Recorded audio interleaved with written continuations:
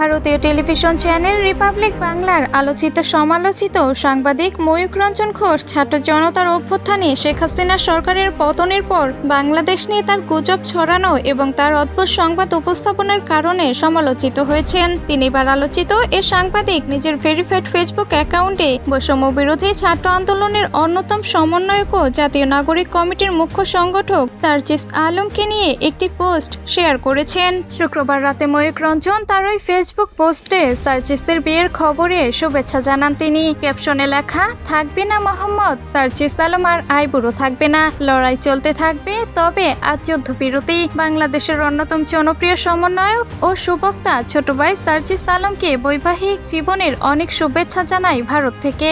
ভালোবাসা অবিরাম ময়ূক রঞ্জন ঘোষ। জানা যায় শুক্রবার নতুন জীবনে পা রেখেছেন সার্জিস আলম। এর আগে বিকেলে যুব ক্রীড়া উপদেষ্টা আসিফ মাহমুদ তার ফেসবুক পোস্টে সার্জিসের বিয়ের খবর জানান। সার্জিসকে শুভেচ্ছা জানিয়ে তিনি লিখেছেন, নবজীবনের পদার্পণে অভিনন্দন। সার্জিস ভাই বিবাহিত জীবন সুখের হোক। গাজীপুরের রাজেন্দ্র রিসোর্টে পারিবারিকভাবে বিয়ে সম্পন্ন হয়েছে সার্জিস আলমের। শুক্রবার আসরের নামাজের পর ঘনিষ্ঠ আত্মীয় স্বজনের উপস্থিতিতে তার বিয়ে অনুষ্ঠিত হয়।